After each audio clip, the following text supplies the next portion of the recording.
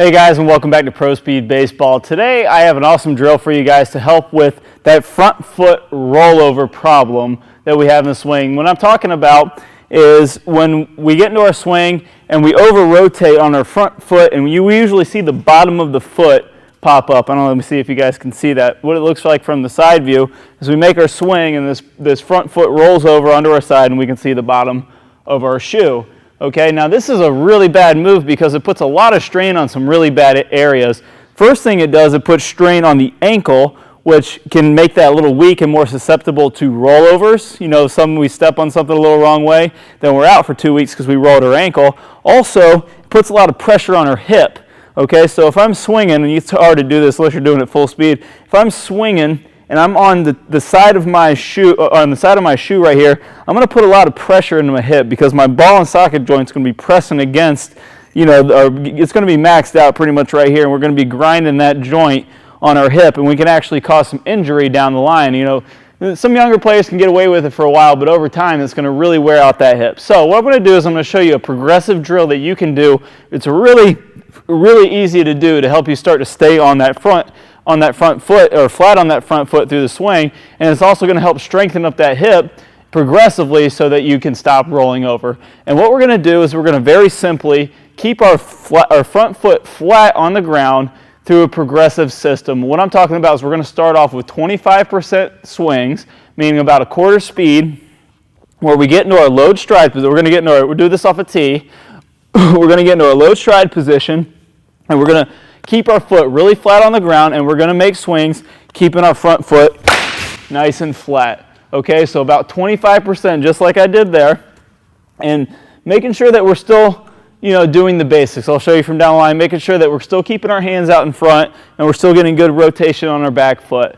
Okay, so we're going to load stride, make sure that foot's nice and flat, and just take nice, easy 25% swings. And what you're going to do is you're going to do 10 of those in a row. Once you get 10 of those in a row where you stay on your front foot nice and flat, then you're going to bump it up to 50% swings. Okay, so you're going to do about a half speed swing, and you're going to do the same thing. Okay, so we're going to load stride, get on that flat foot, okay, and take about 50% swings. Okay, I had a little bad rotation on that backside on my part, but we'll get a little bit better one down the line. So load stride, make sure that foot's nice and flat, and just taking nice swings, making sure that foot stays nice and flat on the ground.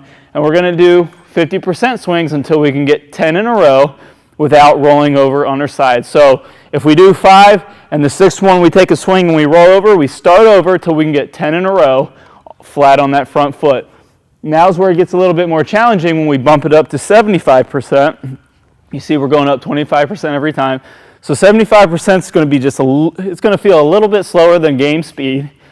And this is where it starts to get a little challenging when we start speeding it up. But if we do this drill correctly, it's going to be a lot easier. So we're going to bump it up to 75% with the same drill. So load stride, making sure that foot's nice and flat. And we want to land flat on this drill. So we want to make sure we go ahead and put that foot flat on the ground and then make our swing. So we go load stride, okay, about 75%, making sure that that foot stays nice and flat on the ground. And once we get 10 swings at 75% in a row without rolling over that ankle, we're going to bump it up to game speed to where we go ahead and load stride like we would in the game, and we monitor that foot and make sure that it stays flat on the ground through the whole swing. Okay, so once we can get 10 game speed swings in off the tee with our foot nice and flat on the ground, we're going to be ready to take that into front toss, side toss, batting practice, and all the way into the game. Now guys, this is just one little drill that you can do out of a ton of great things to really make you a really good dynamic hitter. And I've got a great hitting series that's got a lot of great tips and drills that helps you, get some really good rock solid mechanics and pick up bat speed through the zone. And I'm going to play a preview out of one of the videos at the end of this video in the power hitting series, and you can click on the link in the preview or the description below and see that video, plus the entire series absolutely free of charge. Will never cost you a dime. Go ahead and check that out. Let me know what you think, and if you guys have any questions or comments, make sure you leave them in the comment section below, especially if you have any requests.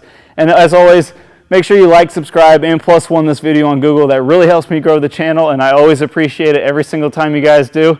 Thanks again for watching, guys. Good luck with your games, good luck with your swings, and I'll see you guys soon. Now, the best way to understand where our energy is going is this drill where we let go of the bat in our swing.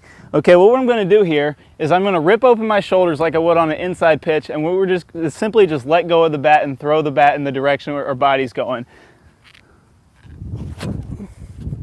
Now you can see I ripped my shoulders open and released the bat, and it went right down the third baseline, down to left field. Now, what we want to do, ideally, is we want to have this release go up through the middle or maybe slightly right of second base. So what we do to do this is we keep our shoulders calm and we let our hands fly through the center of the field.